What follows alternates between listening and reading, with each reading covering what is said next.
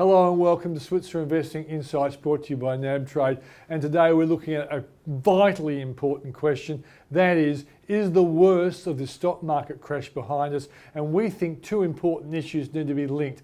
The virus numbers on one hand and the unbelievable stimulus packages we've seen so far. Paul, before we debate whether the worst is behind us, let's cover the stimulus package, which I know you've been looking at very closely. Yeah, Peter, it's huge, and it's 16.4% of GDP. Now, people are talking about economic growth contracting by a few percentage points. This is massive, right? It's huge. And let's look at the progression. Over the space of March, we've seen three packages, starting at 17.6 billion the first, 66 billion the second, and 130 billion the third. That's pretty well exponential, the progression, right? It's like Crocodile Dundee. Now that is a knife. Yeah. Now, obviously, the first one we had things like one-off payments to pensioners. We had the expansion of the instant asset write-off. The second one, we had the job seeker payments of $550 per fortnight. We had expanded payments to business. We had changes to super, allowing people to access it. We had a second one-off payment. The third one we've got is $130 billion job keeper payments to employees. Let's have a very quick look at that. Importantly, that's a wage subsidy, Peter.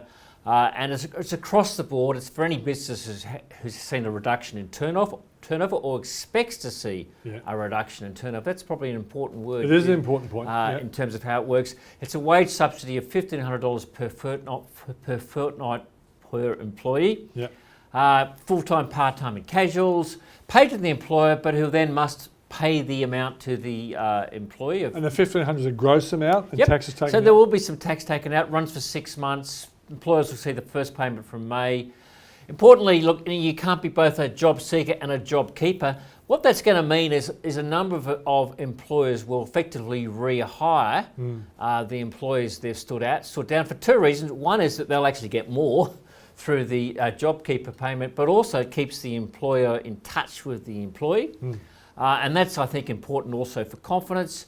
And there's just the one thing, an administrative thing, employers need to elect to participate in notifying the ATO. So I think for the economy, what that means is employees, for those who've been stood down or been retrenched, are going to get more money, which is important. Secondly, it'll keep employees in work because there'll be lots of employers out there saying, well, now I'm getting a bit of a subsidy. And it's not a small subsidy. I'm going to tough this through and keep my employees busy. That's important. And that will actually help a lot of listed companies, Peter, through this crisis. So that's pretty important. Yeah, and I've noticed some of the big retailers that have stood workers down are now going to invite them basically back to work. Even if they're not going to be at work, they're going to be paid to be at work. Okay, Paul, let's now look at all of this and try and work out, is it enough to actually mean that the worst of the stock market fall is behind us? Well, obviously the key piece of data, Peter, is the virus data, and we're seeing some encouraging signs there. I think the big one still is what's going on in the US, because I mean, our market's going to follow the US. We know that. Obviously the degree will be different.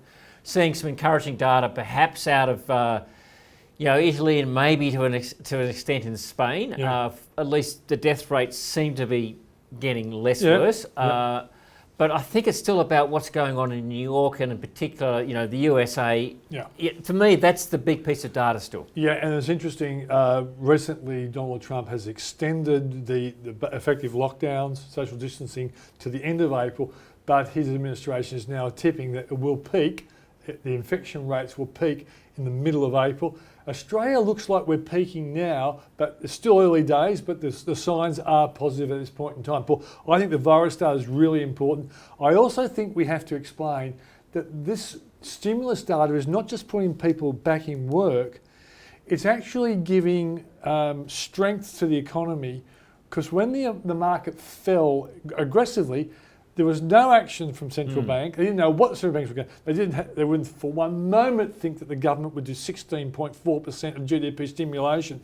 And look at Germany. Germany's gone for a 30% of GDP. So I think the whole world has been shocked and awed by the collapse, but also by the response by central banks and governments, and that has never happened before. The GFC was a delayed response, and when the Americans actually started putting their act together in February 2009, the stock market rocketed in March 2009. So I think the worst of the big drops are behind us, provided the virus numbers don't go out of control. So are you calling a bottom? I'm calling that we've seen the worst of the drop, but we still get more down days, but I don't think we'll drop as far as that initial day when there was no help out there. There was no central bank support. There was no stimulus package.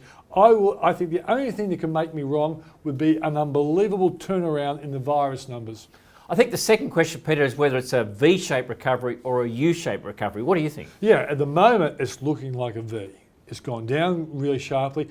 And like the Dow has come back 20%, Paul, in that short period of time. So it's V-like. But will the economy have a V-shaped recovery?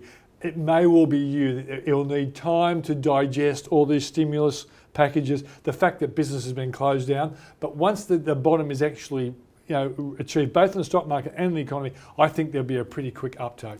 Yeah, I think there could be a quick uptake, Peter, but I'm more on the U-shape because for two reasons. One is I think that it's just going to take longer for business to get back. Yeah, I agree. And we're going to see that. And two, whenever you get a big shock like this, you do get changes the way people react and work and there's a whole lot of other things occurring out there that means that some industries are just going to take a lot longer. Yeah. They're going to see some permanent changes in the way people demand goods and consume goods, and so for some companies it's going to be a lot longer. So I'm more in the U-shape, Peter, than the V-shape, but we're starting to see signs that the worst could be behind us. And a simple summary may well be the stock market might have a V-shaped recovery, but the economy is more likely to be U-shaped. Paul, that's our best guess. Let's just hope the virus numbers actually keep heading in the right direction. If that happens, we will look like geniuses going forward. If not, we might look like nincompoops. That's Switzer Investing Insights brought to you by nabtrade. Thanks for joining us.